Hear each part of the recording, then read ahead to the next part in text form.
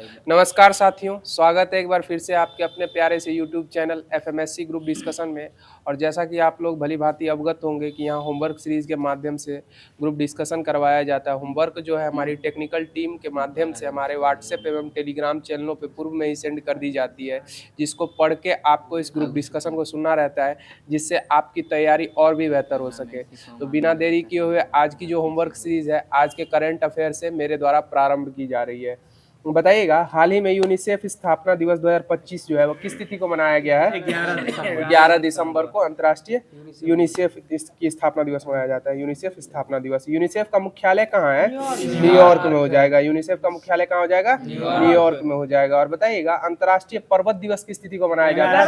11 दिसंबर को अंतर्राष्ट्रीय पर्वत दिवस मनाया जाता है। मानवाधिकार दिवस किस तिथि को? 10 दिसंबर को अंतर्राष्ट्रीय मानवाधिकार दिवस मनाया जाता है। सही जवाब हो जाएगा। बताइएगा, हाल ही में 2025 आर्थिक स्वतंत्रता सूचकांक में भारत को वैश्विक स्तर पे कौन सा स्थान प्राप्त हुआ है? 128वां स्थान प्राप्त हुआ है। आर्थिक स्वतंत्रता सूचकांक में भारत को वैश्विक स्तर पे कौन सा स्थान प्राप्त हुआ है?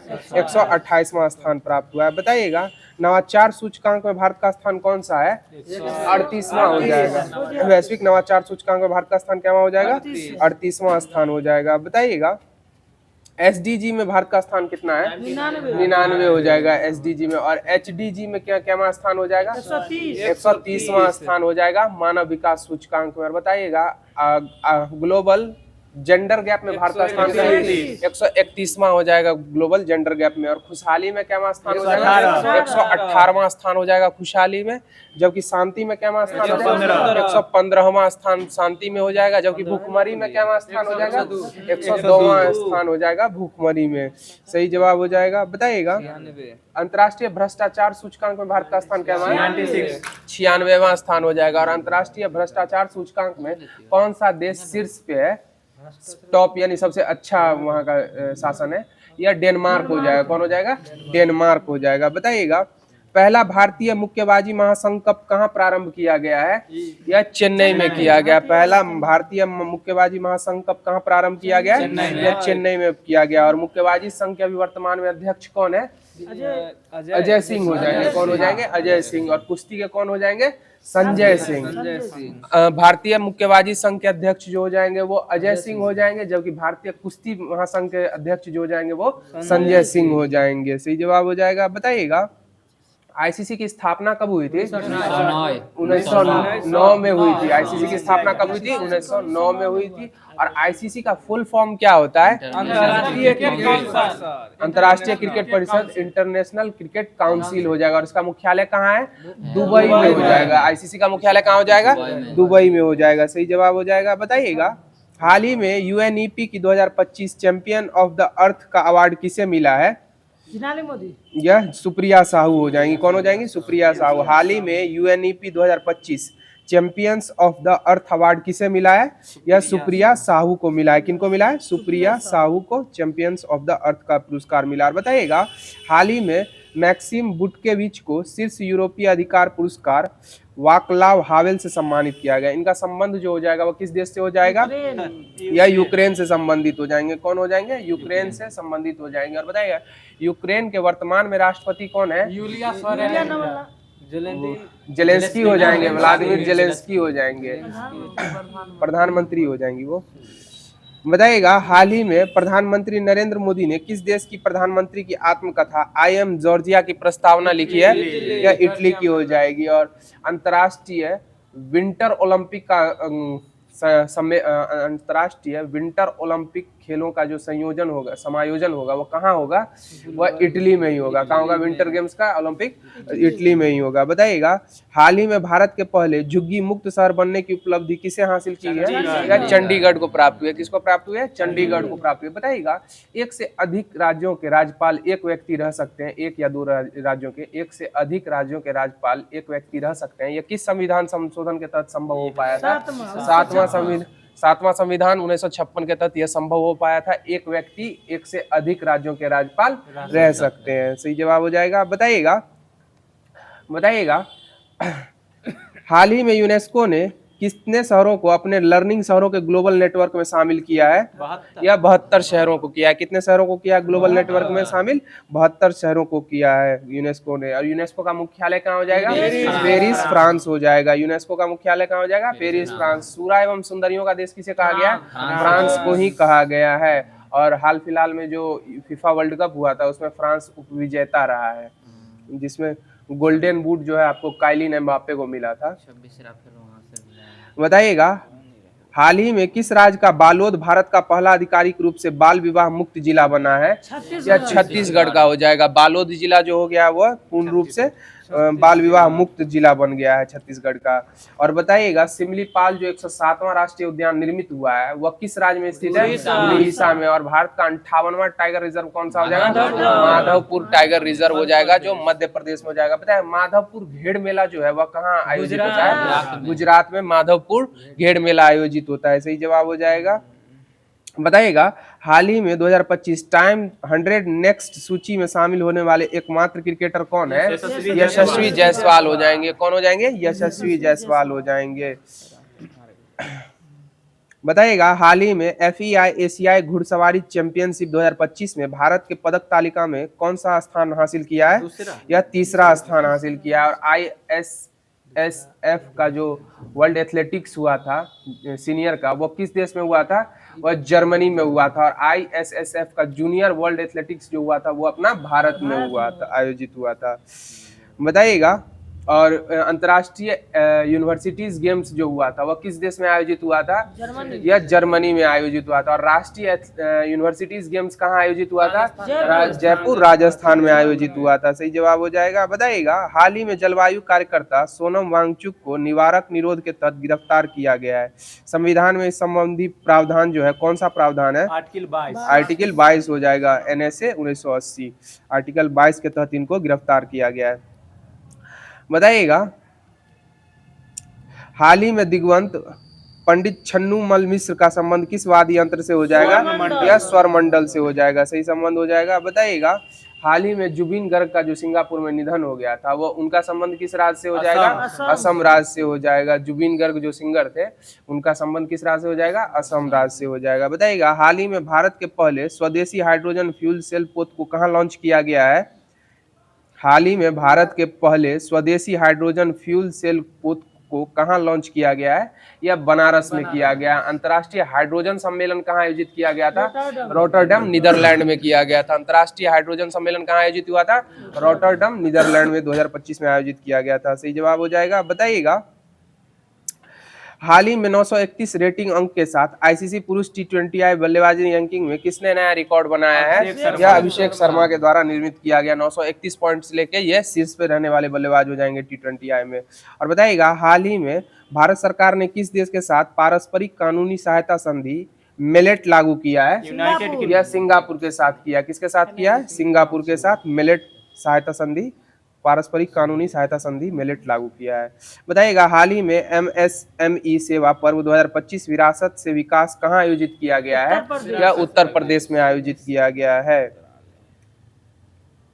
बताइएगा छोंजिंग अगामो माउंट एवरेस्ट पर चढ़ने वाली भारत की पहली और दुनिया की 5वीं दृष्टिबाधित महिला बनी है। इनका संबंध किस राज्य से हो जाएगा?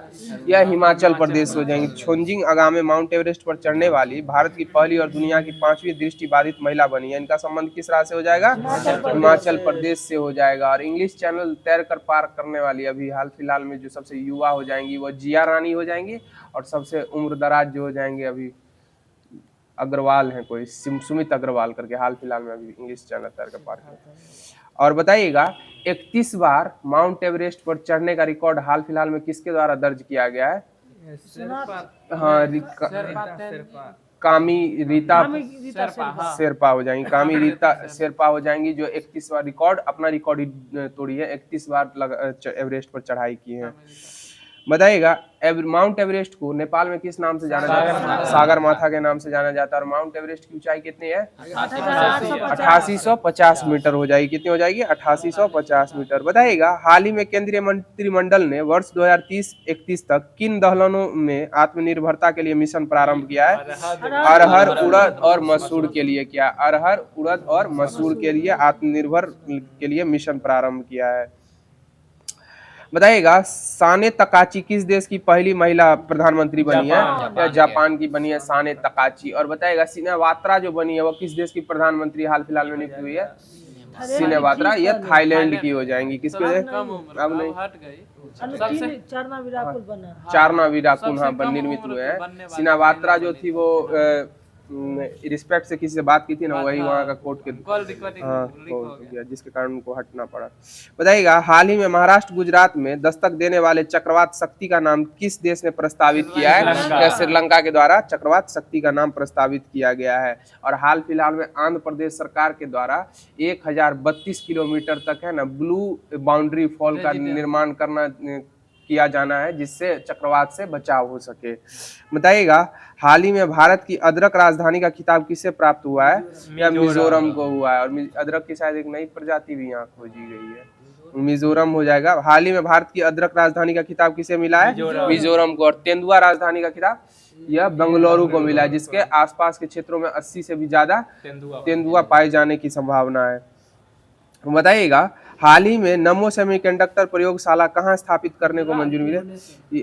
IIT बम्बई। भुवनेश्वर हो जाएगी, IIT भुवनेश्वर में हो जाएगी।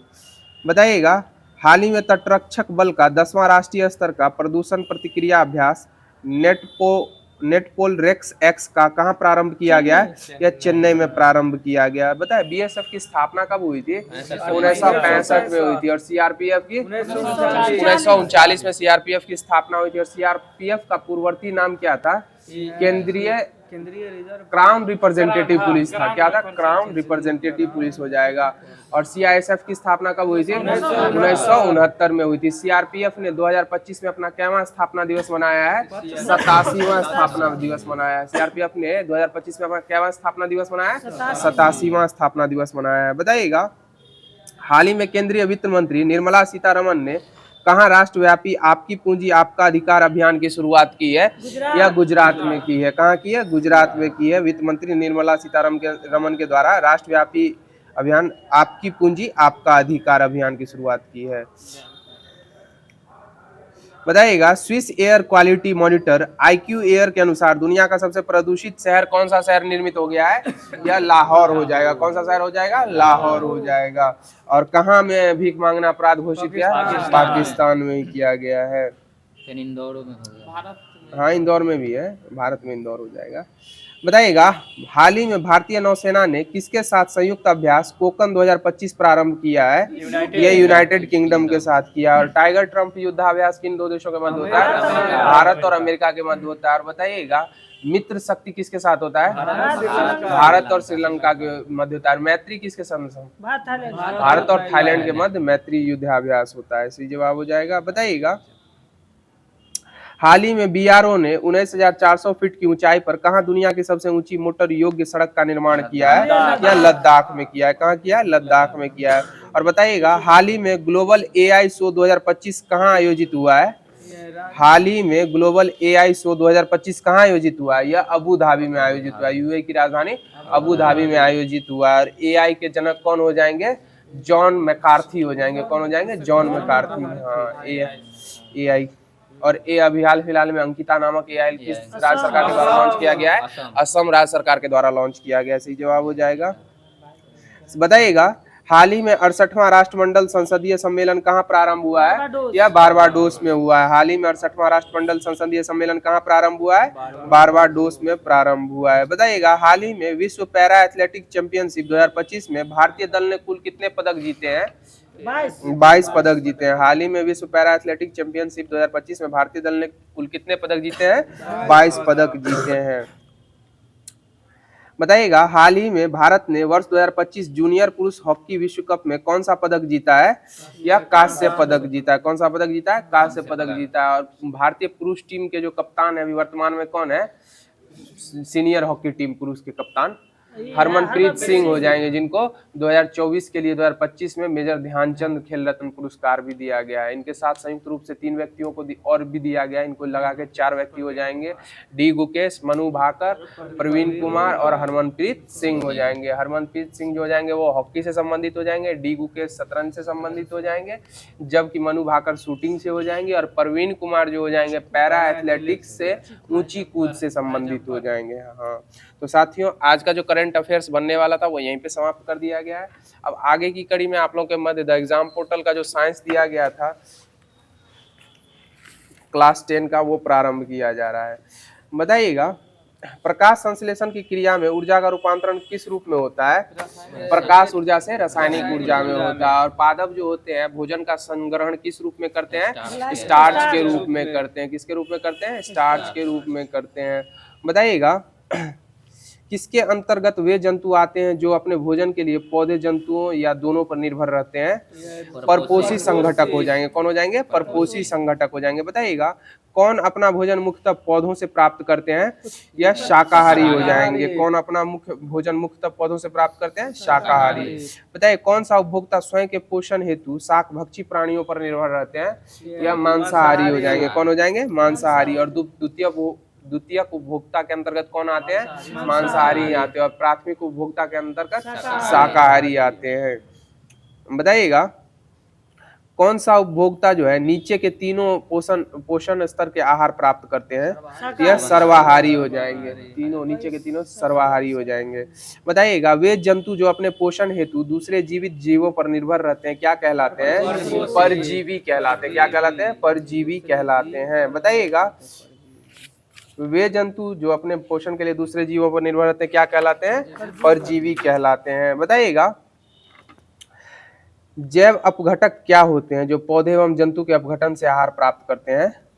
वह सर्वाहारी कहलाते हैं। क्या कहलाते हैं? सर्वाहारी कहलाते हैं। पारिस्थितिकी तंत्र शब्द जो है वह किसने प्रस्तुत किया था? यह टांसले, आर्थर जॉर्ज टांसले के द्वारा पारिस्थितिकी तंत्र शब्द प्रस्तुत किया गया था। बताइएगा, परितंत्र में ऊर्जा का प्राथमिक या मुख्य स्रोत क्या होता है? सौर ऊर्जा हो जाएगा। बताइएगा, पर्यावरण के अजैव अवयवों का उदाहरण क्या होता है? वायु, जल, मिट्टी हो जाएगी। अजैव उदाहरण क्या कौन कौन से हो जाएंगे? वायु, जल और मिट्टी हो जाएगी। बताइएगा, पारिस्थितिकी शब्द का सर्वप्रथम प्रयोगकर्ता कौन थे? अर्नेस्ट हैकल हो जाएंगे। कौन हो जाएंगे? अर्नेस्ट हैकल हो जाएंगे। बताइएगा,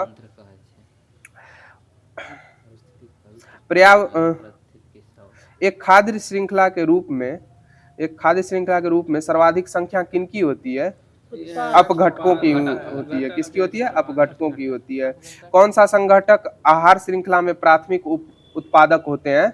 स्वपोषी संघटक। स्वपोषी उत्पाद हो जाएंगे। उत्पाद पूछ रहे हैं, स्वपोषी संघटक हो जाएंगे, जिसमें पादप वगैरह आते हैं।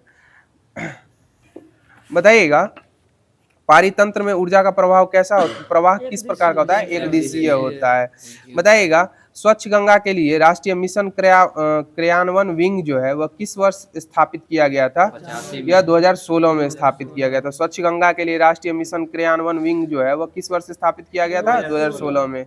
गंगा हिमालय में स्थित अपने उद्गम गंगोत्री से बंगाल की खाड़ी में गंगा सागर तक कितने किलोमीटर की यात्रा करती है? 2525 किलोमीटर हो जाएगी। कितने? 2525 किलोमीटर हो जाएगी। और बताइएगा, वृक्षों को बचाने के लिए चिपको आंदोलन की शुरुआत किस राज्य में हुई थी? उत्तराखंड में हुई थी। और चिपको आंदोलन से संबंधित प्रमुख नेता कौन है? सुंदरलाल बहुगुणा हो जाएंगी। कौन हो जाएंगे? सुंदरलाल बहुगुणा हो जाएंगे। और चिपको आंदोलन किस वर्ष शुरू किया गया था? 1973 में शुरू हुआ था। चिपको आंदोलन कब शुरू हुआ था? 1973 में शुरू हुआ था।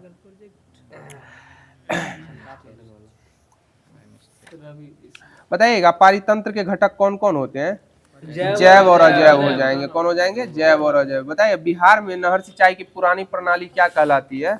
आहरा तथा पाइन कहलाती है। क्या कहलाती है? आहरा तथा पाइन कहलाती है। तो साथियों, द एग्जाम पोर्टल के माध्यम से जो साइंस दिया गया था वो समाप्त कर दिया गया है। अब आप लोग के मध्य दृष्टि पब्लिकेशन का क्विक साइंस जो बायो दिया गया था वो प्रारंभ किया जा रहा है।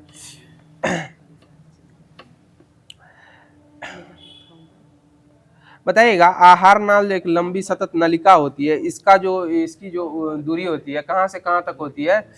यह मुख से लेके गुदा तक होती है। और मनुष्य की आहार नाल लगभग कितनी फीट लंबी होती है? 30 फीट लंबी होती है, जिसमें 30 30 फीट होती है, जिसमें छोटी आंत की लंबाई कितनी हो जाएगी? 22 फीट 22 फीट होती है, बताइएगा। हाँ, और इसका क्रम जो होता है, मुख गुहा, ग्रसनी, ग्रासनली, अमाशय, आंत, आंत छोटी आंत बड़ी आंत होती है, और लास्ट में निष्कासन। निष्कासन। बताइएगा मुख्य आहार नाल का मुख्य पहला भाग जो होता है वो कौन होता है? वह मुख गुहा होता है, और मुख गुहा में जीभ तथा दांत भी होते हैं। बताइएगा मनुष्य के जीवन काल में दूध के कितने दांत होते हैं? 20 होते हैं। और मुख मनुष्य के मुख में कितने दांत होते हैं? 32 दांत होते हैं। बताइएगा पेरीमिक्सो वायरस द्वारा फैलाई जाने वाली बीमारी जिससे पेरोटिड ग्रंथि में सूजन या जलन व दर्द होता है, वह किस वायरस के कारण होता है? यह कौन सी बीमारी होती है? मम्स या गलुशुआ हो जाएगा। मम्स या गलुशुआ बीमारी जो होती है पैरामिक्सो वायरस द्वारा फैलाई जाती है। बताइए पाचन का प्रारंभ जो कहाँ से होता है? मुख गुहा से होता है, जहाँ भोजन को किसकी सहायता से मथा जाता है? लार की सहायता से मथा जाता है। किसकी सहायता से मथा जाता है? लार की। और मनुष्य में लार की कितनी ग्रंथियां पाई जाती है? 3 जोड़ी ग्रंथियां पाई जाती है। लार की कितनी जोड़ी ग्रंथियां पाई जाती है? 3 जोड़ी ग्रंथियां पाई जाती है। सभी लार ग्रंथि जो है लार स्रावित करती है, जिसमें लार में कितना प्रतिशत जल होता है? 99% जल होता है और 1% एंजाइम होता है। और लार में मुख्यतः कौन कितने प्रकार के पाचक एंजाइम पाए जाते हैं? 2 प्रकार के पाचक एंजाइम पाए जाते हैं, टाइलिन और लाइसोजाइम हो जाएगा। टाइलिन और लाइसोजाइम 2 प्रकार के लार में पाचक एंजाइम पाए जाते हैं। बताइएगा किन किन प्राणियों में लार ग्रंथियां नहीं पाई जाती है? या व्हेल मछली और मेंढक में जो होता है आपको लार ग्रंथियां नहीं पाई जाती है। और विश्व का सबसे बड़ा स्तनधारी जो हो जाएगा वो कौन हो जाएगा? व्हेल मछली ही हो जाएगी। कौन हो जाएगी? व्हेल मछली ही हो जाएगी।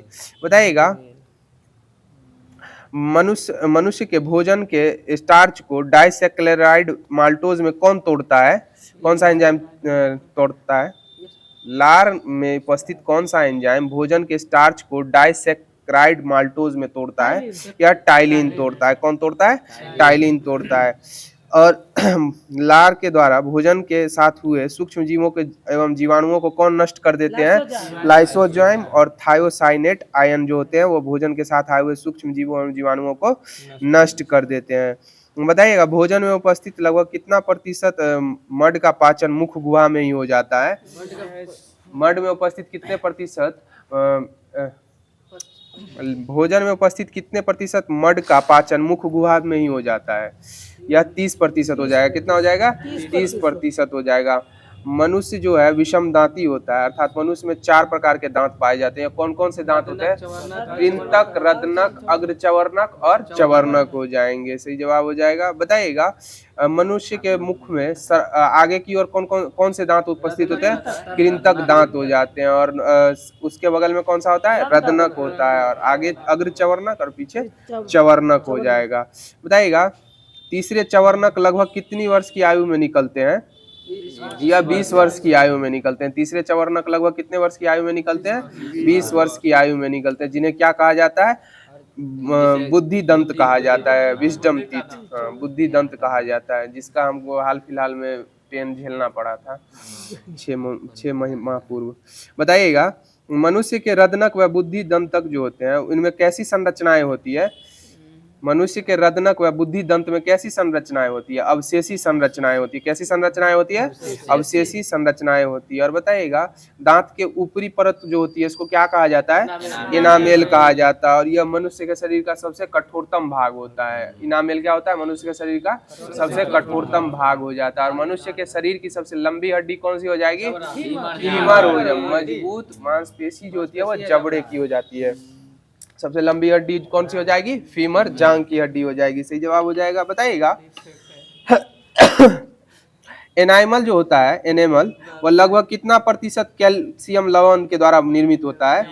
यह 98% कैल्शियम लवण से निर्मित होता है। कैल्शियम फॉस्फेट और कैल्शियम कार्बोनेट के द्वारा बना होता है, जिसमें फ्लोरीन मजबूती प्रदान करता है।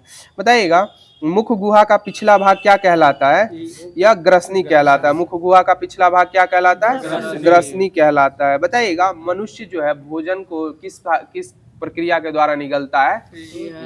क्रमाकुंचन के तहत, क्रमानुकुंचन। और छुई मुई के पौधे को जब छूते हैं तो वह सिकुड़ जाता है, वह कंपाकुंचन होता है। कंपाकुंचन के कारण वह चिपक जाते हैं, संवेदनशील होते हैं, जिसके कारण उसको छुइएगा ना तो तुरंत छुई मुई का पौधा सिकुड़ जाएगा, वो होता है कंपाकुंचन। और मनुष्य भोजन जो निकलता है वो क्रमानुकुंचन के तहत। बताइएगा, अमाशय जो होता है वक्ष गुहा के किस तरफ की फैली हुई रचना होती है? अमाशय यह आपके बाईं तरफ फैली होती है। किस तरफ फैली होती है अमाशय? बाईं तरफ फैली होती है, और 3 भागों में बटी होती है। अग्रभाग कार्डिक, फार्डिक और पाइलोरी हो जाएगी। कार्डिक, फार्डिक और पाइलोरिक। अमाशय की भीतरी दीवार पर क्या कौन सी ग्रंथि पाई जाती है? यह जठर ग्रंथियां पाई जाती है। कौन सी पाई जाती है? जठर। और जठर ग्रंथि, जठर रस का पीएच मान कितना होता है? 1.2 होता है। 1. इसमें 8 दिया, हाँ 1.8 इसमें दिया हुआ है, लेकिन उसमें स्पीडी में पढ़े थे 1.2 दिया हुआ था। और पित्त रस का पीएच मान कितना होता है? 7.7 होता है। सही जवाब हो जाएगा। बताइएगा, जठर रस के अंतर्गत पाचक एंजाइम होते हैं, पेप्सिन, रेनिन एवं हाइड्रोक्लोरिक अम्ल और म्यूकस आते हैं। ये 4 एंजाइम जो है ना जठर रस के अंतर्गत आते हैं। और बताइएगा, पेप्सिनोजन सक्रिय पेप्सिन में किसकी सहायता और या किसकी उपस्थिति के कारण परिवर्तित हो जाता है? पेप्सिनोजन सक्रिय पेप्सिन में किसकी सहायता से परिवर्तित हो जाता है? किसकी उपस्थिति से? यह हाइड्रोक्लोरिक एंजाइम की उपस्थिति से हो जाता है। किस एंजाइम की उपस्थिति से?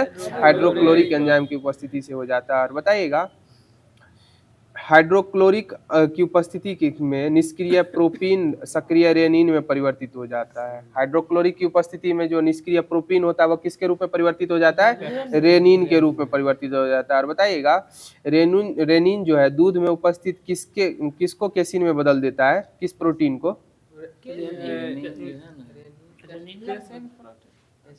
यह आपका कैसिनोजन प्रोटीन को केसिन में बदल देता है, रेनिन।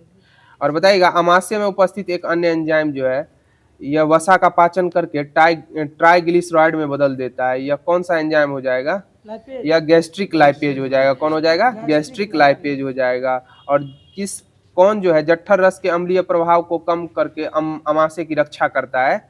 कौन सा एंजाइम? यह म्यूकस हो जाएगा। कौन हो जाएगा? म्यूकस हो जाता है, जो जठर रस के अम्लीय प्रभाव को कम कर देता है और अमाशय की रक्षा करता है। मनुष्य की आंत की लंबाई लगभग कितनी होती है? 22 फीट होती है। मनुष्य की आंत की लंबाई कितनी होती है? 22 फीट होती है। और शाकाहारियों में आंत की लंबाई अपेक्षाकृत मांसाहारियों से क्या होती है? अधिक होती है, हाँ, जिससे उनको भोजन अवशोषण हेतु अतिरिक्त पृष्ठ क्षेत्र मिल सके। 22 फीट होता है आंत की लंबाई, हाँ। बताइएगा, छोटी आंत को 3 भागों में विभक्त किया गया है, ग्रहणी, अग्र क्षुद्रांत और क्षुद्रांत। डुडेनम, जुजेनम और इलियम हो जाएगा। छोटी आंत को कितने भागों में विभक्त किया गया है? 3 भागों में, डुडेनम, जुजेनम और इलियम में विभाजित किया गया है। बताइएगा, अमाशय से निकलने के पश्चात भोजन क्या कहलाता है? काइम कहलाता। चाइल नहीं है, चाइम है। अमालन इसको बोला जाता है। बताइएगा, छोटी आंत में भोजन के आते ही इसमें 3 पाचक रस, पित्त रस, अग्नाशय रस और आंत रस में मिला दिए जाते हैं। छोटी आंत में भोजन आने के पश्चात इसमें 3 पाचक रस कौन कौन से मिला दिए जाते हैं? पित्त रस, अग्नाशय रस और आंत रस हो जाएगा। बताइए, पित्त रस जो है वो किसके, मानव शरीर के किस अंग के द्वारा स्रावित होता है? यह यकृत द्वारा स्रावित होता है। पित्त रस किसके द्वारा स्रावित होता है? यकृत द्वारा स्रावित होता है, जो पित्ताशय में संचित होता है। पित्त रस गाढ़ा और कैसे रंग का होता है? हल्के पीले रंग का, हल्का क्षारीय द्रव होता है। पित्त रस जो होता है वो हल्का क्षारीय द्रव होता है, हल्के पीले रंग का हल्का क्षारीय द्रव।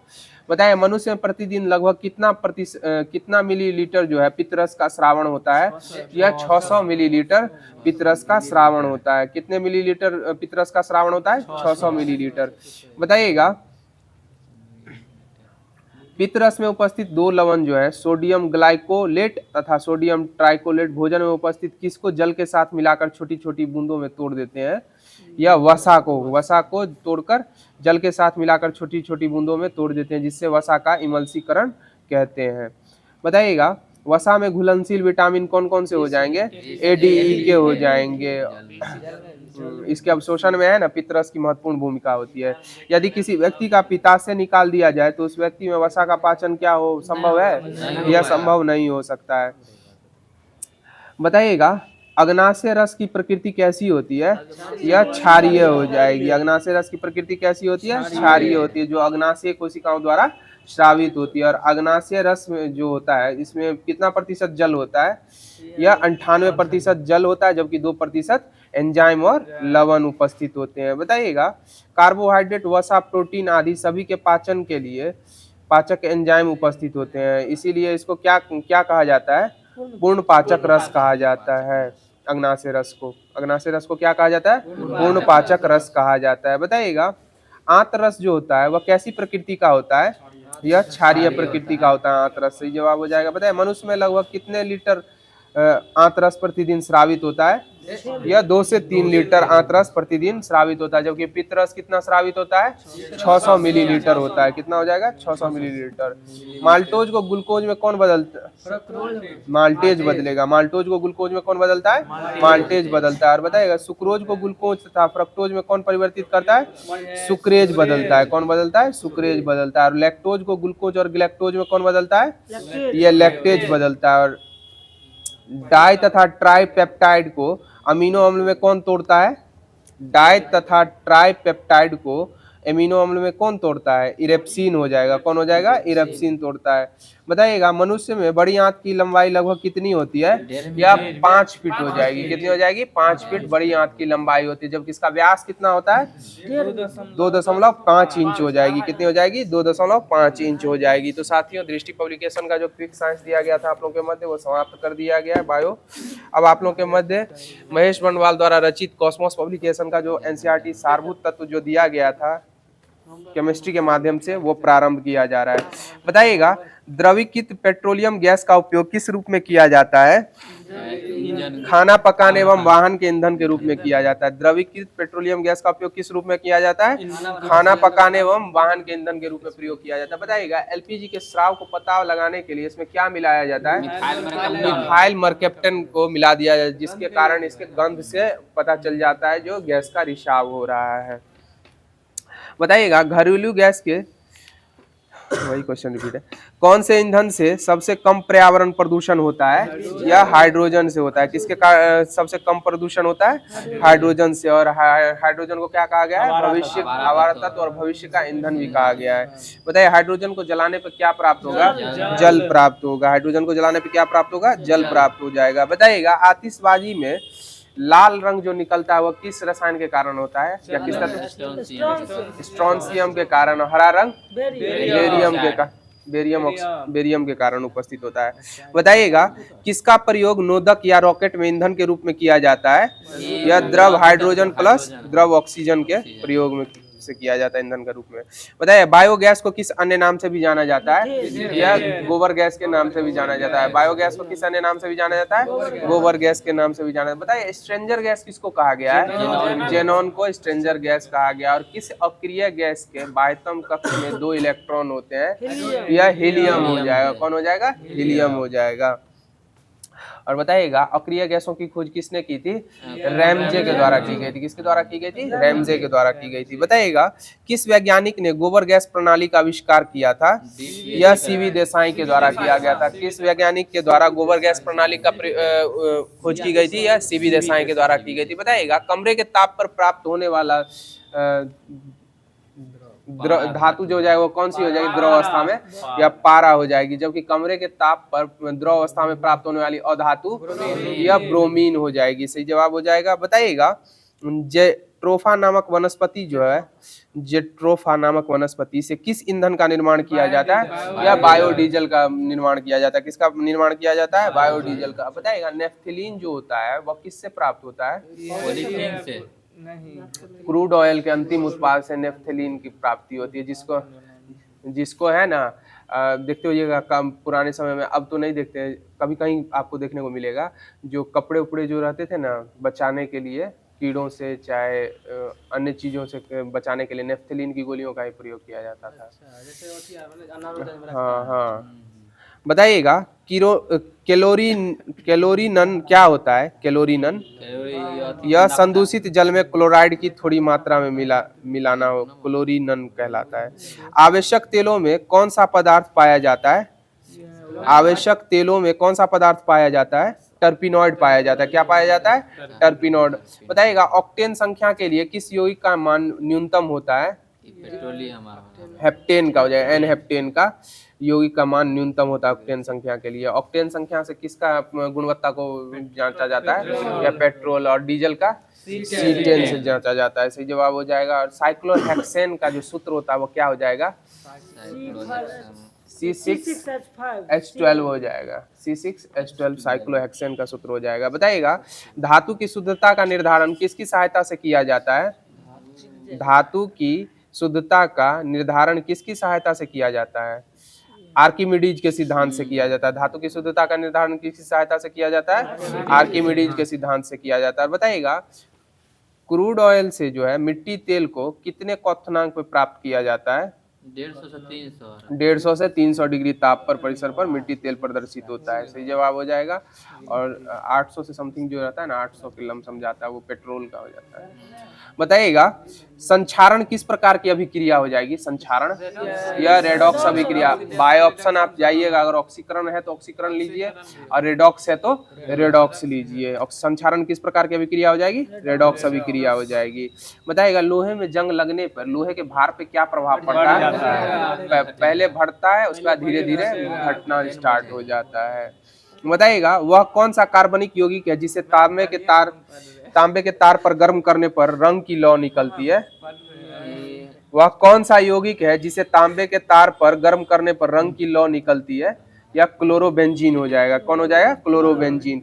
बताइएगा किसी परमाणु के लिए प्लम पुडिंग मॉडल किसके द्वारा प्रस्तुत किया गया था?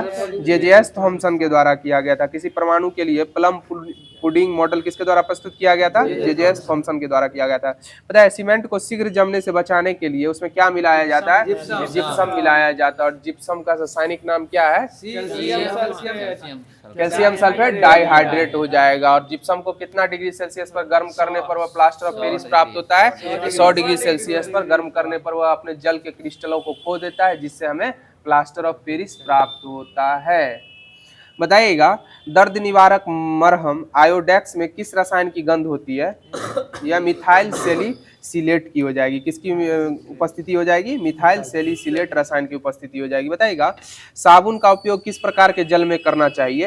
या मृदु जल में करना चाहिए? किस में करना चाहिए? मृदु जल में करना चाहिए।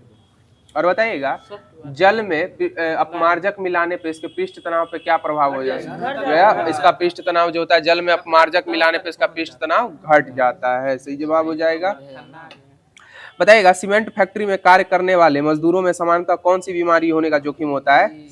यह साइटोसिलिकोसिस हो जाएगा। कौन सा हो जाएगा? साइटोसिलिकोसिस बीमारी हो जाएगी। बताइएगा किस उत्पाद को साबुन रहित साबुन कहा जाता है? या अपमार्जक को कहा जाता है। किसको कहा जाता है? अपमार्जक को। बताइएगा रेल पटरियों को जोड़ने में प्रयुक्त होने वाली अभिक्रिया में कौन सा अवकारक शामिल होता है? या अल्युमिनियम हो जाएगा। और अल्युमिनियम की प्रकृति कैसी होती है? उभयधर्मी हो जाएगी। अल्युमिनियम, जिंक, सीसा, ये तीनों की प्रकृति कैसी होती है? उभयधर्मी हो जाएगी। बताइएगा उर्वरकों के रूप में कैल्शियम लवण प्रयोग किए जाते हैं। किस रूप में किए जाते हैं? कैल्शियम लवण कैल्शियम सल्फेट के रूप में किए जाते हैं। किसके रूप में किया जाता है? कैल्शियम सल्फेट के रूप में, उर्वरक के रूप में कैल्शियम लवण प्रयोग किए जाते हैं। श्वेत फास्फोरस अंधेरे कमरे में किस कारण से मंद प्रकाशित होते हैं? श्वेत फास्फोरस अंधेरे कमरे में किस कारण से प्रकाशित होते हैं? या मंद ऑक्सीकरण के कारण होते हैं। किसके कारण होते हैं? मंद ऑक्सीकरण के कारण। बताइएगा विमानन ईंधन को जमने से रोकने के लिए इसमें क्या मिलाया जाता है?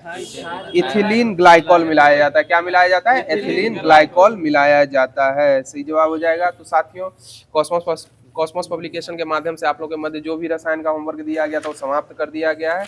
अब आगे की कड़ी में आप लोगों के मध्य श्वसन तंत्र जो वायु से दिया गया था वो प्रारंभ किया जा रहा है। बताइएगा श्वसन में बाहर निकलने वाली वायु में CO2 की लगभग प्रतिशत मात्रा कितनी होती है? या 4% होती है। 17 तो ऑक्सीजन निकलता है, 21 ग्रहण करते हैं, 17 ऑक्सीजन निकलता है और 4% कार्बन डाइऑक्साइड निकलता है। और बताइएगा शुष्क बर्फ किसको कहा गया है? ठोस कार्बन डाइऑक्साइड को कहा गया। और बताइएगा ठोस से सीधे गैस में परिवर्तन क्या कहलाता है? ऊर्ध्वपातन कहलाता है। जबकि वो गैस से ठोस में परिवर्तन क्या कहलाता है? निक्षेपण कहलाता है। क्या कहलाता है? निक्षेपण कहलाता है। हाँ, इसको रिवर्सिबल एमिशन भी अंग्रेजी में बोला जाता है। बताइएगा शीत निद्रा के दौरान मेंढक जो होते हैं किस अंग से श्वसन करते हैं? केवल त्वचा से करते हैं शीत निद्रा में। और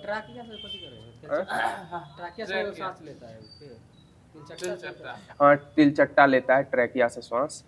बताइएगा यातायात पुलिस शराब के नशे वाले व्यक्ति की श्वसन जांच के लिए किस गैस के मिश्रण का प्रयोग करती है? पोटेशियम डाइक्रोमेट सल्फ्यूरिक अम्ल का प्रयोग करती है। इसको अम्ल क्षार अभिक्रिया प्रोसेस से करती है। पोटेशियम डाइक्रोमेट सल्फ्यूरिक अम्ल का रसायन का प्रयोग करती है, मिश्रण का प्रयोग करती है। स्वेच्छा श्वास में बाहर निकलने वाली वायु में ऑक्सीजन की मात्रा कितनी होती है? यह 17% होती है, जबकि 4% इसमें कार्बन डाइऑक्साइड होती है। और जब ग्रहण करते हैं तब 21% ग्रहण करते हैं। बताइएगा श्वसन में रुधिर का कौन सा घटक O2 का अवशोषण करता है? आरबीसी करता है। और आरबीसी में उपस्थित हीमोग्लोबिन का जो आकार होता है वह कैसे आकार का होता है? या वृत्ताकार होता है, वृत्ताकार, संकेंद्रीय वृत्ताकार होता है। कैप्सूल नहीं खाते हैं टेबलेट, उसी टाइप का रहता है, बीच से दबा रहता है। बताइएगा अवायवीय श्वसन में पेशीय कोशिकाएं ग्लूकोज को किस में परिवर्तित होकर ऊर्जा उत्पादन करती है? अवायवीय श्वसन में या अमीनो अम्ल में, जो हमारी मांसपेशी में जमा हो जाती है, जिसके कारण हमको थकान महसूस होती है। बताइएगा भोजन निगलते समय श्वसन मार्ग में किस अंग द्वारा बंद हो जाता है? श्वसन मार्ग या एपिग्लोटिस के कारण हो जाता है। किसके कारण होता है? एपिग्लोटिस के कारण। फेफड़ों में गैस का आदान प्रदान किसके द्वारा होता है? या रुधिर के माध्यम से होता है। फेफड़ों में गैस का आदान प्रदान किसके माध्यम से होता है? रुधिर के माध्यम से। और रुधिर कैसा उत्तक हो जाएगा? तरल संयोजी उत्तक हो जाएगा रुधिर। और बताइएगा रक्त परिसंचरण की खोज किन्होंने की थी? William Harvey. रक्त समूह की खोज किन्होंने की थी? कार्ल लैंडस्टीनर के द्वारा की गई थी। और सर्वग्राही रक्त समूह कौन सा है? AB पॉजिटिव हो जाएगा, AB पॉजिटिव। और सर्वदाता कौन सा हो जाएगा? O निगेटिव हो जाएगा। सही जवाब हो जाएगा। बताइएगा ऑक्सी श्वसन की क्रिया कोशिका के किस भाग में संपन्न होती है? या माइटोकॉन्ड्रिया में होती है। कोशिका द्रव एवं माइटोकॉन्ड्रिया में होती है। श्वसन द्वारा उत्पन्न ऊर्जा का संचय किस रूप में होता है? एटीपी अणु के रूप में होता है। किसके रूप में होता है श्वसन द्वारा उत्पन्न ऊर्जा का संचयन? यह एटीपी अणु के रूप में होता है। बताए पहाड़ों पर रहने वाले में आरबीसी की संख्या अधिक होती है, ऐसा क्यों होता है? पहाड़ पर वायु कम संघनित होती है। वायु दाब कम होने के कारण आरबीसी की संख्या पहाड़ों पर रहने वाले व्यक्तियों में अधिक होती है। बताइएगा कार्बोहाइड्रेट तथा वसा उपापचय के प्रमुख अंतिम उत्पाद क्या होते हैं? CO2 एवं पायरुविक अम्ल हो जाएगा। कार्बोहाइड्रेट तथा वसा उपापचय के प्रमुख अंतिम उत्पाद कौन हो जाएंगे? कार्बन डाइऑक्साइड और पायरुविक अम्ल हो जाएगा। बताइए अवायवीय श्वसन में कौन सी प्रक्रिया होती है? अवायवीय श्वसन में ग्लाइकोलाइसिस हो जाएगा। कौन हो जाएगा? ग्लाइकोलाइसिस। बताइए मानव में श्वसन दर प्रति मिनट लगभग कितनी होती है? 16 से 18 या 12 से 15 बार हो जाएगी। मानव में श्वसन दर प्रति मिनट लगभग कितनी होती है? 12 से 15 बार होती है। ग्लाइकोलाइसिस के एंजाइम कहाँ पाए जाते हैं? या कोशिका द्रव में पाए जाते हैं। किसमें पाए जाते हैं ग्लाइकोलाइसिस के एंजाइम? कोशिका द्रव में पाए जाते हैं। और ग्लाइकोलाइसिस जो है अंत में ग्लूकोज और पायरुविक अम्ल में क्या हो जाता है? परिवर्तित हो जाता है ग्लाइकोलाइसिस। और ग्लाइकोलाइसिस का संग्रहण कौन करता है? या यकृत के द्वारा किया जाता है। भोजन नहीं करिएगा ना ज्यादा देर तक, ग्लाइकोलाइसिस बढ़ जाता है। बताइएगा किस कारण से उत्तकों में ऑक्सी हीमोग्लोबिन से ऑक्सीजन निकलकर उत्तक द्रव में जाता है? यह O2 की कमी और CO2 की अधिकता के कारण होता है। फेफड़ों की कुपिकाओं में गैसीय विनिमय जो है किस प्रकार होता है? यह सक्रिय ट्रांसपोर्ट के कारण होता है। किसके कारण होता है? सक्रिय ट्रांसपोर्ट के कारण होता है। बताइएगा मानव शरीर में श्वसन केंद्र कहाँ स्थित होता है? श्वसन केंद्र मानव शरीर में श्वसन केंद्र कहाँ उपस्थित होता है? मेडुला ऑब्लांगाटा और पोन्स में उपस्थित होता है। मानव शरीर में श्वसन केंद्र कहाँ स्थित होता है? मेडुला ऑब्लांगाटा एवं पोन्स में स्थित होता है। फेफड़ों के ऊपर का आवरण किसका बना होता है? फेफड़ों के ऊपर का आवरण किसका बना होता है? प्यूरुला कला का बना होता है, प्यूरल कला का। सर्वाधिक CO2 का परिवहन किस रूप में होता है? बाइकार्बोनेट के रूप में होता है। क्रेब्स चक्र में ग्लूकोज के एक अणु से कितने एटीपी के अणुओं का निर्माण होता है?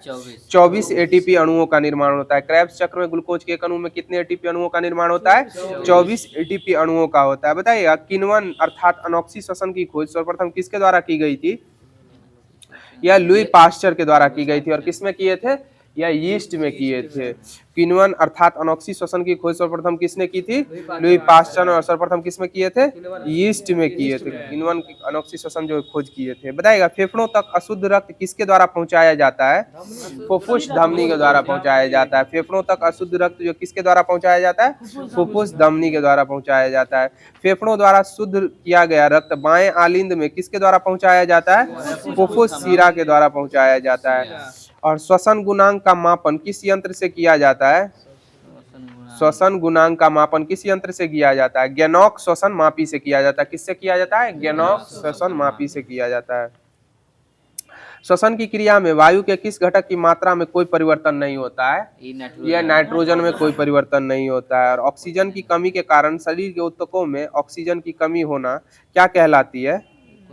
हाइपोक्सिया या अनोक्सिया कहलाती है। क्या कहलाती है? हाइपोक्सिया या अनोक्सिया कहलाती है। बताइए एक स्वस्थ व्यक्ति में धड़कन हृदय की धड़कन की औसतन दर 1 मिनट में कितनी होती है? यह 70 से 72 बार हो जाएगी। और श्वसन दर कितनी हो जाएगी?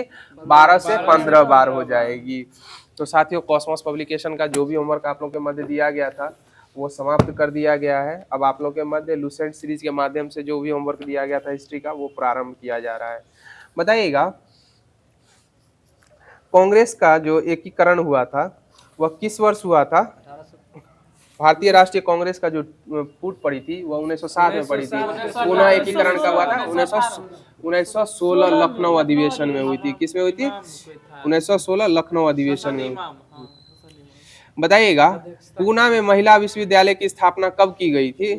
1916 में की गई थी। और उस समय भारत के वायसराय कौन थे?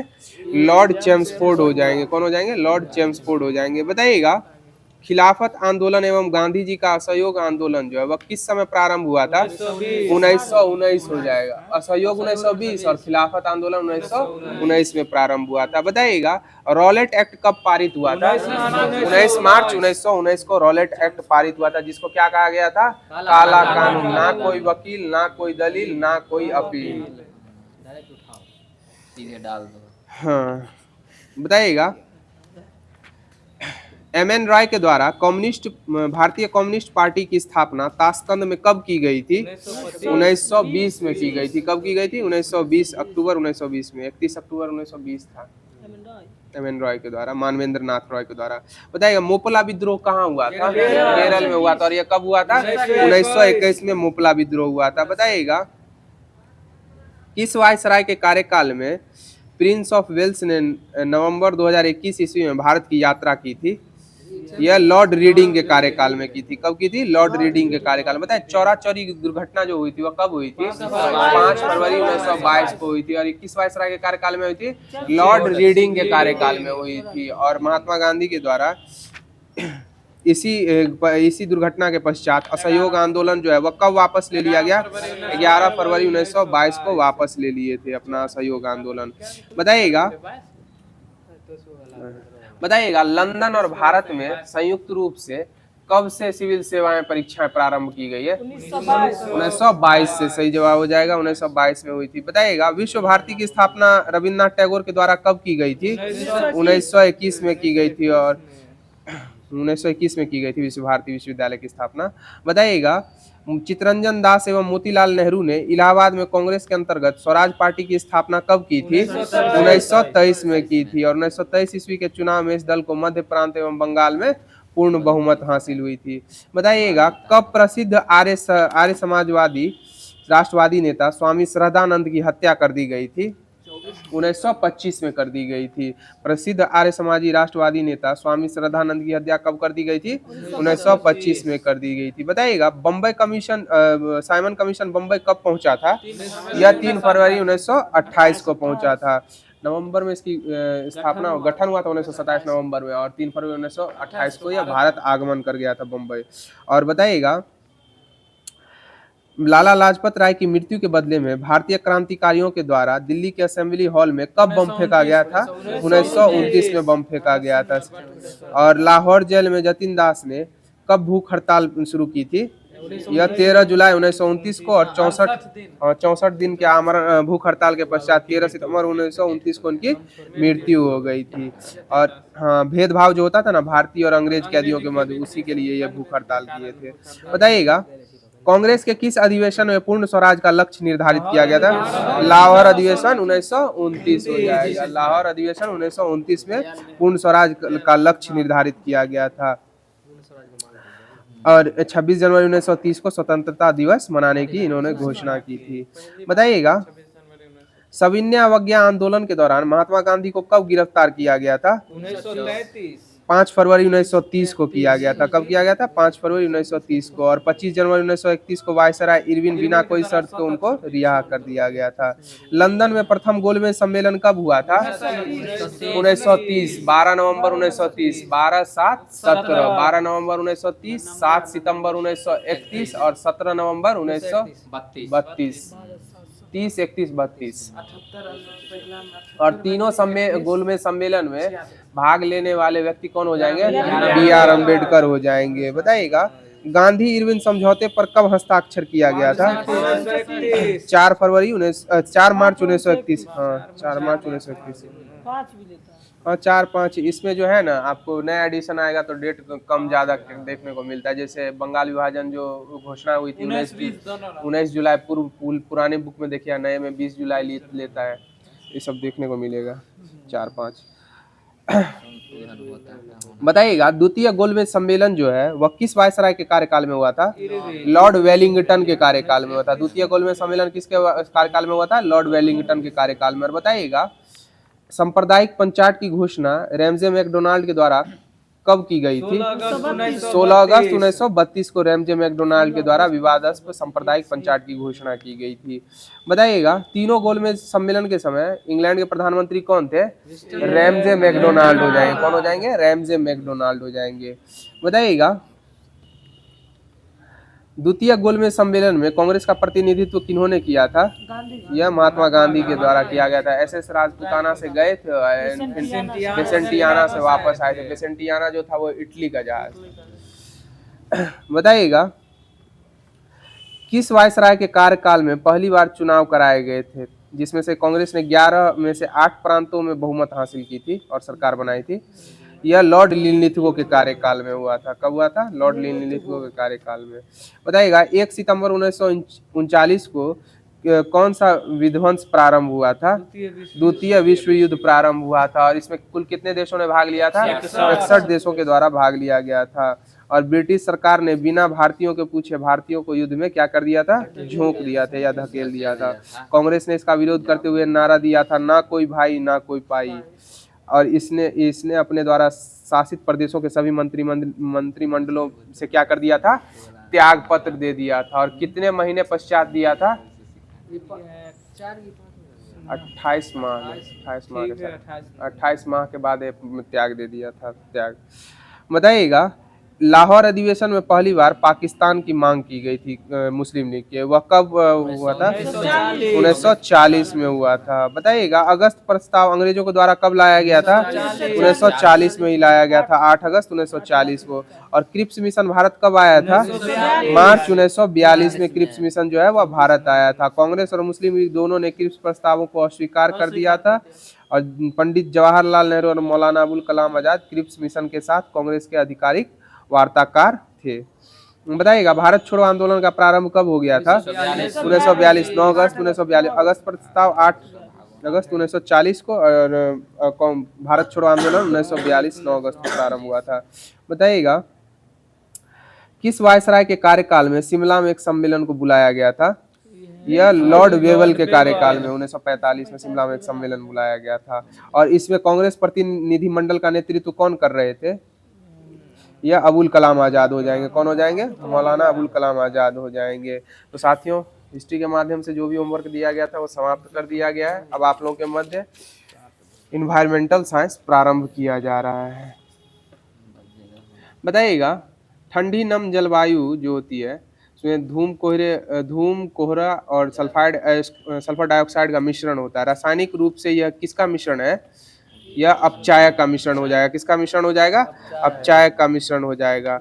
बताइएगा किन्होंने जुलाई 1905 में अपने एक शोध में स्मॉग शब्द का पहली बार उल्लेख किया था? स्मॉग शब्द का उल्लेख यह डॉक्टर हेनरी एंटोनी ने किया था। किन्होंने किया था? डॉक्टर हेनरी एंटोनियो ने किया था। बताइएगा शीशा वायुमंडल में ऑक्सीजन के से मिलकर क्या बनाता है? यह लेड ऑक्साइड बनाता है, जो सांस के जरिए शरीर में पहुंचकर तंत्रिका तंत्र को क्या करता है? नुकसान पहुंचाता है, और जिससे मस्तिष्क संबंधी बीमारियां एवं गुर्दे, लीवर एवं अन्य अंगों को क्या होता है? नुकसान पहुंचता है। शरीर में पहुंचने पर शीशा खून में क्या हो जाता है? आसानी से अवशोषित हो जाता है, जिससे संचयी शीशा विषाक्तता रोग हो जाता है, जो मस्तिष्क हानि, पेशियों का लकवा एवं चक्कर आना आदि व्याधियां प्रकट करता है। कैडमियम के कण किस तरह कार्य करते हैं? कैडमियम के कण श्वास में, यह श्वास विष के रूप में कार्य करते हैं। यह हृदय संबंधी रोग उत्पन्न करते हैं और रक्त दाब को क्या करते हैं? बढ़ा देते हैं। शहरों में बढ़ते वायु प्रदूषण को रोकने के उद्देश्य से पर्यावरण वन मंत्रालय द्वारा कब एक नया राष्ट्रीय वायु गुणवत्ता सूचकांक जारी किया गया था प्रथम बार? यह 17 अक्टूबर 2014 को। शहरों में बढ़ते वायु प्रदूषण को रोकने के उद्देश्य से पर्यावरण वन मंत्रालय द्वारा एक नया राष्ट्रीय वायु गुणवत्ता सूचकांक जारी किया गया था सर्वप्रथम 17 अक्टूबर 2014 को किया गया था। बताइएगा गुणवत्ता सूचकांक में 50 से 100 जो होता है वह सूचकांक, वह कैसी वायु को दर्शाता है? यह संतोषजनक हो जाएगा। और 0 से 50 अच्छी श्रेणी का हो जाएगा। किससे हो जाएगा? अच्छी श्रेणी का। और प्रदर्शित रंग जो होता है ना, इसका हरा होता है। और 400 से 500 क्या हो जाएगा? गंभीर हो जाएगा, जो अपना यानी बरौनी का या बेगूसराय का जो हाल फिलहाल में दिखाया था। इसके प्रभाव से अपना समस्तीपुर भी कुछ दिन नहीं बोले थे, जो इंडेक्स में थोड़ा हो गया है। बताइएगा PM10 का जो है तात्पर्य क्या होता है? PM10 का ऐसा कण जिसके पदार्थ जिनका व्यास 10 माइक्रोमीटर होता है, उसको PM10 से प्रदर्शित किया जाता है। वायु गुणवत्ता सूचकांक किन मुख्य प्रदूषकों के आधार पर बनाया जाता है? कितने मुख्य प्रदूषकों के आधार पर निर्मित होता है? यह 8 मुख्य प्रदूषक हो जाएंगे, 8। IQ एयर एक स्विस वायु गुणवत्ता प्रौद्योगिकी कंपनी है जो वायु प्रदूषण से सुरक्षा, वायु गुणवत्ता निगरानी और वायु सफाई उत्पादों को विकसित करने की विशेषता रखती है। इसकी स्थापना मैनफ्रेड और क्लॉस हेम्स भाइयों ने कब की थी? यह 1963 में की थी। IQ एयर की स्थापना किनके द्वारा की गई थी? मैनफ्रेड और क्लॉस हेम्स भाइयों के द्वारा 1963 में की गई थी। इसका मुख्यालय कहाँ स्थित है? ग्लैडडेच स्विट्जरलैंड में हो जाएगा। IQ एयर का मुख्यालय कहाँ हो जाएगा? ग्लैडडेच स्विट्जरलैंड हो जाएगा। और 2021 की रिपोर्ट के अनुसार भिवांडी राजस्थान भारत का सबसे प्रदूषित शहर था। अभी वर्तमान में कौन सा हो गया है? अभी लाहौर हो गया। भारत का बर्निहाट हो गया। भारत का बर्निहाट। मेघालय का बर्निहाट मेघालय। देश भर के कुल कितने सतत परिवेशी वायु गुणवत्ता निगरानी स्टेशनों को राष्ट्रीय वायु गुणवत्ता सूचकांक से जोड़ा गया है? यह 36 सतत परिवेशी वायु गुणवत्ता सूचकांक से जोड़ा गया है। तो साथियों, इन्वायरमेंटल साइंस का जो भी होमवर्क आप लोगों के मध्य दिया गया था वो समाप्त कर दिया गया है। अब आप लोगों के मध्य लुसेंट का जो फिजिक्स दिया गया था होमवर्क के माध्यम से वो स्टार्ट किया जा रहा है। बताइएगा किसी राशि के मापन के निर्देश मानक को क्या कहते हैं? मात्रक कहा जाता है। मात्रक कितने प्रकार के होते हैं? 2 प्रकार के होते हैं, मूल मात्रक और व्युत्पन्न मात्रक। और बताइएगा मूल मात्रकों की संख्या कितनी है? 7 हो जाएगी, और व्युत्पन्न मात्रकों की 2 हो जाएगी। सही जवाब हो जाएगा। बताइएगा समय का SI मात्रक जो है, SI की मूल मात्रक क्या हो जाएगा? सेकेंड हो जाएगा, और इसका संकेत S हो जाएगा। ज्योति तीव्रता का SI मात्रक क्या हो जाएगा? कैंडेला हो जाएगा ज्योति तीव्रता का। और बताइएगा विद्युत धारा का SI मात्रक क्या हो जाएगा? एम्पियर हो जाएगा। सही जवाब हो जाएगा। बताइएगा एक एस्ट्रोनॉमिकल यूनिट बराबर कितना मीटर होता है? 1.496 × 10⁻11 मीटर हो जाएगा। 1.496 इंटू 10⁻11 मीटर। एक एस्ट्रोनॉमिकल यूनिट अर्थात एक खगोलीय इकाई बराबर होता है। बताइएगा एक पार्सेक बराबर कितना प्रकाश वर्ष होता है? 3.26 प्रकाश वर्ष होता है। और मीटर में कितना हो जाएगा एक पार्सेक बराबर? 3.08 गुने 10⁻16 मीटर हो जाएगा। बताइएगा बल की जो है सीजीएस पद्धति में मात्रक क्या हो जाएगा? डाइन हो जाएगा। और बल का ऐसा है मात्रक क्या होता है? न्यूटन हो जाएगा। और बल कैसी राशि है? सदिश राशि हो जाएगी। बल कैसी राशि हो जाएगी? सदिश राशि हो जाएगी। और बताइएगा 1 न्यूटन बराबर कितना डाइन होता है? 10⁻5 डाइन होता है। सही जवाब हो जाएगा। बताइएगा 1 प्रकाश वर्ष बराबर कितना मीटर होता है? 9.46 गुने 10⁻15 मीटर, या किलोमीटर में लेगा तो 12 किलोमीटर हो जाएगा। 10⁻12 किलोमीटर। बताइएगा येक्टो जो होता है वो 10 की घात कितनी होती है? 10⁻24 हो जाएगा। ये योटा 10⁻24 हो जाएगी। और बताइए टेरा कितना हो जाएगा? 10⁻12 हो जाएगा। और बताइएगा फेम्टो कितना होता है? 10 के घात -15 हो जाएगा। और बताइएगा माइक्रो कितना होता है? 10⁻6 हो जाएगा। बताइएगा जल की गंदलापन मापने की इकाई क्या होती है? गंदापन NTU हो जाएगी। क्या हो जाएगी? NTU।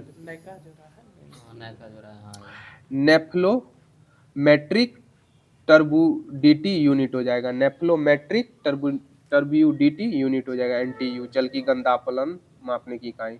बताइए कार्य का सीजीएस मात्रक पद्धति में मात्रक क्या हो जाएगा? यह अर्ग हो जाएगा। और ऐसा मात्रक क्या हो जाएगा? कार्य का जूल हो जाएगा। 1 जूल बराबर कितना अर्ग होता है? 10⁻7 अर्ग हो जाएगा। बताइएगा 1 डाइन बराबर कितना न्यूटन हो जाएगा? 10⁻−5 हो जाएगा। कितना हो जाएगा? 10⁻−5 डाइन। हाँ एक डाइन बराबर 10⁻−5 न्यूटन हो जाएगा। -5 विपरीत नहीं होगा। बड़ा से छोटा में जाइएगा तो प्लस में, छोटा से बड़ा में जाएगा तो माइनस हो जाएगा। बताइएगा वेग का जो विमीय सूत्र है वो क्या हो जाएगा? LT इनवर्स हो जाएगा। वेग या चाल का विमीय सूत्र क्या हो जाएगा? LT इनवर्स हो जाएगा। बताइए बल का विमीय सूत्र क्या हो जाएगा? MLT इनवर्स 2 हो जाएगा। बल का विमीय सूत्र क्या हो जाएगा? MLT इनवर्स 2 हो जाएगा। बताइएगा वेग प्रवणता का विमीय सूत्र क्या हो जाएगा? वेग प्रवणता का या T इनवर्स 1 हो जाएगा। T इनवर्स हो जाएगा। T inverse. बताइएगा शक्ति का विमीय सूत्र क्या हो जाएगा? ML स्क्वायर T इनवर्स 3 हो जाएगा। ML स्क्वायर T इनवर्स 3 हो जाएगा बल शक्ति का। बताइएगा त्वरण का जो है विमीय सूत्र क्या हो जाएगा? LT इनवर्स 2 हो जाएगा। त्वरण का क्या हो जाएगा विमीय सूत्र? LT इनवर्स 2 हो जाएगा। तो साथियों फिजिक्स के माध्यम से जो भी होमवर्क दिया गया था वो समाप्त कर दिया गया है। अब आप लोगों के मध्य विविध प्रारंभ किया जा रहा है। बताइएगा महात्मा गांधी के 5वें पुत्र की उपमा किसे दी गई है? जमनालाल बजाज को दी गई है। और जमनालाल बजाज के द्वारा किस जलियांवाला बाग हत्याकांड के पश्चात किस उपाधि का त्याग कर दिया गया था? राय बहादुर। राय बहादुर की उपाधि जो अंग्रेजों के द्वारा दी गई थी उसका वो त्याग कर दिए थे। और बताइएगा लिटिल कॉर्पोरल किसे कहा गया है? नेपोलियन बोनापार्ट को कहा गया। और नेपोलियन बोनापार्ट के पिता का क्या नाम था? कार्लो बोनापार्ट हो जाएगा। सही जवाब हो जाएगा। बताइएगा ब्लैक गांधी के नाम से कौन प्रख्यात थे? मार्टिन लूथर किंग जूनियर हो जाएंगे। Martin Luther king junior. बताइएगा मैड ऑफ ऑलियंस किन्हें कहा जाता है? Mad of Orleans John of arc को कहा जाता है। किन्हें कहा जाता है? John of arc. और बताइएगा गरम दल के 3 प्रमुख व्यक्ति थे लाल बाल पाल। ये कौन कौन थे?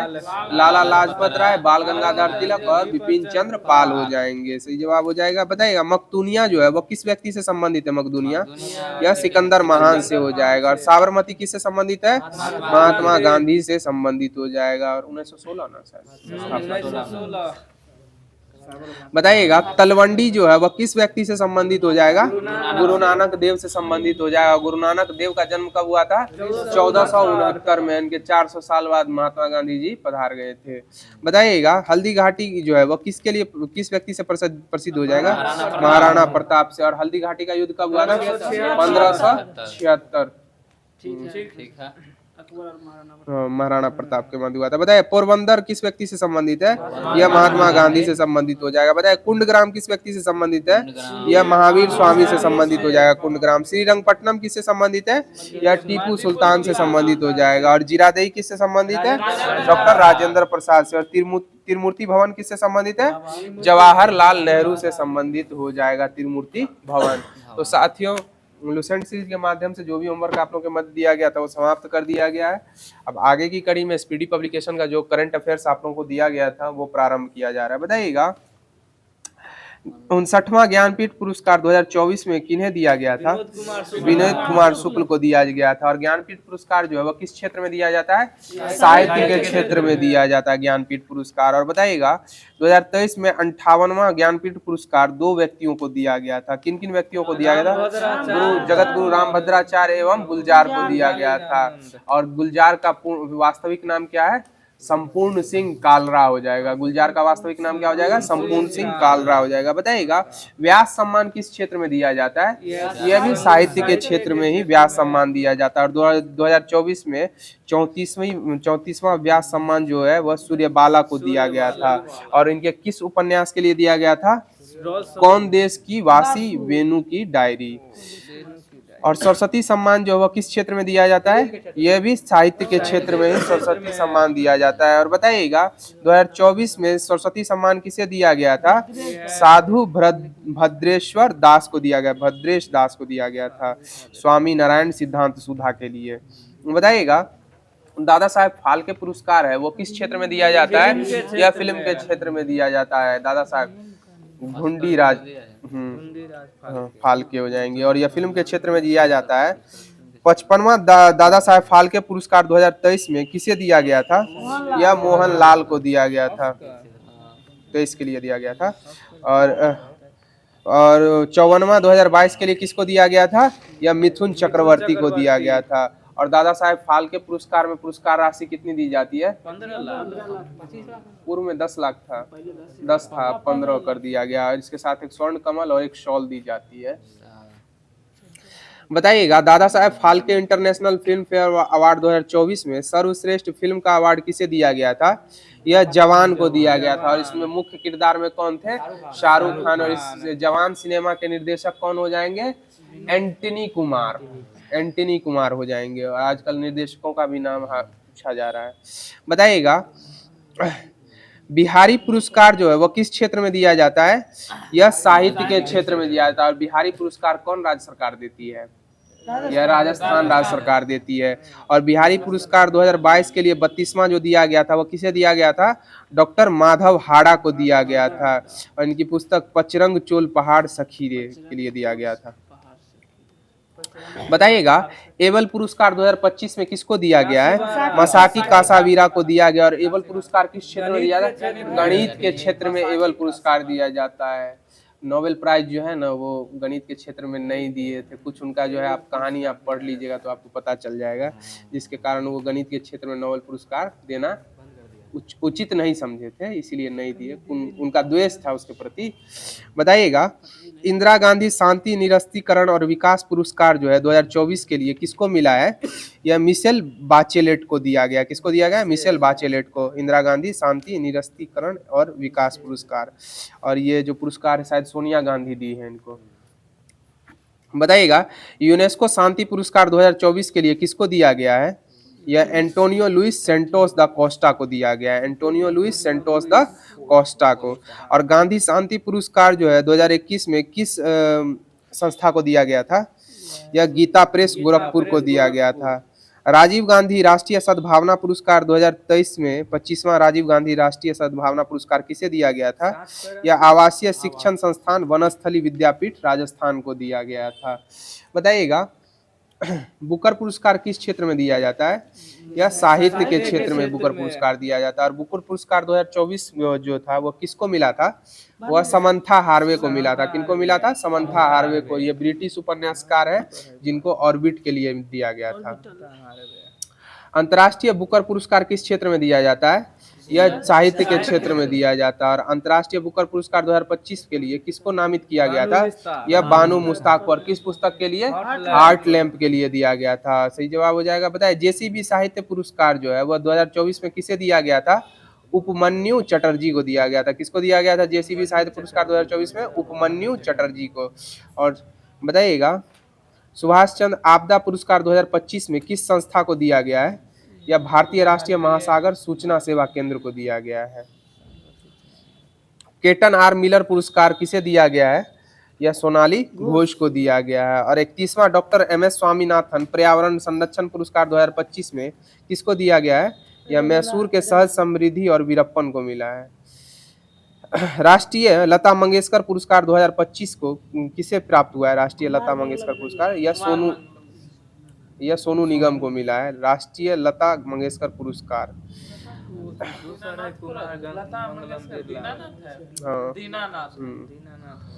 बताइएगा PV नरसिम्हा राव स्मृति पुरस्कार किसको मिला है मरणोपरांत? PV नरसिम्हा राव स्मृति पुरस्कार डॉक्टर मनमोहन सिंह। और डॉक्टर मनमोहन सिंह के नाम पे बंगलौर यूनिवर्सिटी अपना नाम परिवर्तित करके डॉक्टर मनमोहन सिंह। बताइएगा लिविंग ब्रिज सम्मान जो है वो हाल फिलहाल में 2025 में किसे मिला है? या ब्रिटेन के प्रधानमंत्री कीर स्टारमर को मिला है। किसको मिला है? कीर स्टारमर को मिला है। सही जवाब हो जाएगा। तो साथियों बताइएगा किस राज्य विधानसभा ने विद्यालय शुल्क वृद्धि पर अभिभावक वीटो विधेयक पारित किया है? यह दिल्ली राज्य विधानसभा के द्वारा किया गया। बताइए कौन सा देश दुनिया का तीसरा सबसे बड़ा ऑटोमोबाइल उद्योग बनकर उभरा है? यह अपना भारत हो जाएगा। नारी अदालत किस राज्य सरकार के द्वारा शुरू की गई है? सिक्किम के द्वारा शुरू की गई। और 2011 की जनगणना के अनुसार न्यूनतम जनसंख्या वाला राज्य सिक्किम ही था। और सिक्किम को पूर्ण राज्य का दर्जा किस संविधान संशोधन के तहत? 36वां संविधान संशोधन 1975 के तहत दिया गया था। बताइएगा पर्यावरण का संरक्षण जो है वो व्यक्ति का मौलिक कर्तव्य है। वो किस अनुच्छेद के अंतर्गत आएगा? 51 के क। और राज्य का कहेगा तो राज्य का किसके अंतर्गत आएगा पर्यावरण संरक्षण का कर्तव्य? यह 48 के क के अंतर्गत आएगा। बताइएगा किस राज्य सरकार ने नई राज्य शिक्षा नीति जारी की है? यह तमिलनाडु के द्वारा की गई है। बताइएगा किसे मेलबोर्न में भारतीय फिल्म महोत्सव 2025 में सिनेमा में विविधता पुरस्कार से सम्मानित किया गया है? यह आदिति राव हैदरी को किया गया। और ऑस्ट्रेलियाई पर्यटन के लिए किसे राजदूत नियुक्त किया गया है? ऑस्ट्रेलियाई पर्यटन के लिए यह सारा तेंदुलकर हो जाएंगी। कौन हो जाएंगी? सारा तेंदुलकर। बताइए किस बैंक ने ग्राहकों को डिजिटल बैंकिंग धोखाधड़ी से बचाने के लिए लॉक FD सुविधा शुरू की है? यह एक्सिस बैंक के द्वारा की गई। लॉक FD सुविधा जो किस बैंक के द्वारा शुरू की गई है? एक्सिस बैंक के द्वारा। बताइए BSF द्वारा ऑपरेशन अलर्ट कहाँ शुरू किया गया है? यह राजस्थान में शुरू किया गया। सही जवाब हो जाएगा। बताइएगा किस राज्य के वनों में दुर्लभ ब्लू पिंक गिल मशरूम की खोज की गई है? यह तेलंगाना में की गई। कहाँ की गई है? तेलंगाना में। बताइएगा अमेरिका और किस देश ने उल्ची फ्रीडम शील्ड सैन्य अभ्यास किया है? यह दक्षिण कोरिया हो जाएगा। उल्ची फ्रीडम शील्ड सैन्य अभ्यास किन दो देशों की सेना के मध्य होता है? अमेरिका और दक्षिण कोरिया के मध्य होता है। मीठे पानी की केकड़ा प्रजाति की खोज कहाँ हुई है? यह केरल में हो जाएगी। मीठे पानी की केकड़ा प्रजाति की खोज कहाँ हुई है? केरल में हुई है। बताए 2030 कॉमनवेल्थ गेम्स की मेजबानी किस भारत के शहर के द्वारा की जाएगी? या अहमदाबाद के द्वारा की जाएगी। और बताइएगा किसे बिहार क्रिकेट एसोसिएशन का लोकपाल नियुक्त किया गया है? यह जस्टिस नागेश्वर राव को किया गया। और अभी हाल फिलहाल में जो पूर्व अध्यक्ष थे ना वही अपने सुपुत्र को अध्यक्ष के पद पे आसीन करवा दिए हैं। बताइएगा किस देश ने बलूचिस्तान लिबरेशन आर्मी को विदेशी आतंकवादी संगठन घोषित किया है? अमेरिका। और बिहार क्रिकेट एसोसिएशन के अध्यक्ष जो कोई तिवारी थे वही वो अपना पुत्र को ही उस अध्यक्ष पद पर फिर चुनाव लड़वा के मनोनीत करवा दिए पूरा। बताइएगा 15वीं हॉकी इंडिया जूनियर महिला राष्ट्रीय चैंपियनशिप 2025 का खिताब किस टीम के द्वारा जीता गया है? झारखंड के द्वारा जीता गया है। सही जवाब हो जाएगा। बताइएगा नम्रता बत्रा ने 2025 विश्व खेलों में महिलाओं की 52 किलो वुशु स्पर्धा के फाइनल में कौन सा पदक जीता है? यह रजत पदक जीता है। कौन सा पदक जीता है? रजत पदक। बताइएगा भारतीय नौसेना के जहाज INS ज्योति और INS राणा किस देश की आधिकारिक यात्रा पर पहुंचे हैं? यह श्रीलंका की आधिकारिक यात्रा पर पहुंचे हैं। बताइए भारत और किस देश के बीच तीसरा मंत्रिपरिषदीय गोलमेज सम्मेलन नई दिल्ली में हुआ है? सिंगापुर। यह सिंगापुर हो जाएगा। और किस राज्य सरकार ने अग्निवीरों को सरकारी सेवाओं में 10% आरक्षण मंजूर किया है? यह उत्तराखंड हो जाएगा। हाँ, हरियाणा भी गया, हरियाणा 20% किया, हरियाणा और सिक्किम और हरियाणा में 20% है, सही बोले। बताइए किस राज्य के बीबी फातिमा महिला स्वयं सहायता समूह ने संयुक्त राष्ट्र का इक्वेटर पुरस्कार 2025 जीता है? यह कर्नाटक की हो जाएंगे, कहाँ की हो जाएंगे? कर्नाटक की। और किस राज्य के आधिकारिक तौर पर गणेश उत्सव को राज्य उत्सव घोषित किया है? यह महाराष्ट्र के द्वारा, गणेश उत्सव को महाराष्ट्र के द्वारा। और गणेश उत्सव की शुरुआत कब से की गई थी? 1893 में बीजी तिलक के द्वारा, और शिवाजी उत्सव 1895 में की गई थी। सही जवाब हो जाएगा। बताइएगा अंतर्राष्ट्रीय ओलंपिक समिति द्वारा मानसिक स्वास्थ्य राजदूत किन्हें नियुक्त किया गया है? यह अभिनव बिंद्रा को किया गया। किन्हें किया गया? अभिनव बिंद्रा को किया गया है। बताइएगा किस राज्य मंत्रिमंडल ने धार्मिक स्वतंत्रता संशोधन विधेयक 2025 को मंजूरी दी है? यह उत्तराखंड को हो जाएगा। बताइएगा भारतीय बंदरगाह विधेयक 2025 किस पुराने अधिनियम को रिप्लेस करेगा? इंडियन पोर्ट्स एक्ट 1908 को रिप्लेस करेगा। बताइएगा शुक्र ग्रह पर वेनेरा डी मिशन भेजने की योजना किस देश के द्वारा बनाई गई है? यह रूस के द्वारा बनाई गई है। वेनेरा डी मिशन भेजने की योजना किस देश के द्वारा 2036 में शुक्र पर भेजने की बनाई गई है? रूस के द्वारा। और बताइएगा ब्रिटेन की सबसे युवा सॉलिसिटर कौन बनी है? या कृषांगी मेश्राम हो जाएंगी। कौन हो जाएंगी? कृषांगी मेश्राम। और अनीता आनंद जो है कनाडा की शायद क्या बनी है? विदेश मंत्री निर्मित हुई है। बताइएगा किसे NSW स्केवेस बोगा ओपन 2025 का खिताब जीता है? यह हबीबा हानी के द्वारा जीता गया। और बताइएगा दुनिया का दूसरा सबसे बड़ा कोयला उपभोक्ता देश कौन बन गया है? यह अपना भारत बन गया। मिस यूनिवर्स इंडिया 2025 का खिताब किसने जीता है? मनिका विश्वकर्मा के द्वारा जीता गया। मिस यूनिवर्स इंडिया 2025 का खिताब किसके द्वारा जीता गया? मनिका बत्रा के द्वारा। और मिस वर्ल्ड की शुरुआत कब से हुई है? 1951 से। और मिस यूनिवर्स की शुरुआत कब से हुई है? 1952 से। और मिस वर्ल्ड जो निर्मित हुई थी रीता फारिया, ये 1966 में निर्मित हुई थी। और सर्वप्रथम मिस यूनिवर्स जो बनी है, मिस वर्ल्ड तो रीता फारिया, और मिस यूनिवर्स जो निर्मित हुई थी वो सुष्मिता सेन निर्मित हुई थी। तो साथियों आज की जो होमवर्क सीरीज है वो यहीं पे समाप्त हो गई है। और जैसा कि ग्रुप का नियम है कि आप लोगों के लिए लास्ट में क्वेश्चन छोड़ा जाता है जिसका आंसर आप लोगों को कमेंट माध्यम से देना रहता है। तो क्वेश्चन ध्यान से सुन लीजिएगा। किस संविधान संशोधन के बाद पंचायती राज अधिनियम का निर्माण करने वाला प्रथम राज्य कर्नाटक निर्मित हुआ था? किस संविधान संशोधन के बाद पंचायती राज अधिनियम का निर्माण करने वाला प्रथम राज्य कर्नाटक निर्मित हुआ था? तो इस क्वेश्चन का जवाब आप लोग कमेंट माध्यम से अधिक संख्या में दीजिएगा। और हमारा ये ग्रुप डिस्कशन अच्छा लगता हो तो अपना प्यारा सा दिल भेजने का प्रयास अवश्य कीजिएगा। और जो भी साथी फर्स्ट टाइम हमारे इस चैनल पर विजिट कर रहे हैं उन सब साथियों को बताते चलें कि हमारे इस ग्रुप डिस्कशन से आपकी तैयारी और भी बेहतर हो सकती है। आप हमारे व्हाट्सएप एवं टेलीग्राम ग्रुप से जुड़ के होमवर्क को पूर्व में प्राप्त कर लें, जिसको पढ़ने के बाद अगर आप इस ग्रुप डिस्कशन को सुनते हैं तो आपकी तैयारी और भी बेहतर होने की संभावना होगी। तो इसी के साथ आप लोगों से लेते हैं विदा। जय हिंद, जय बिहार।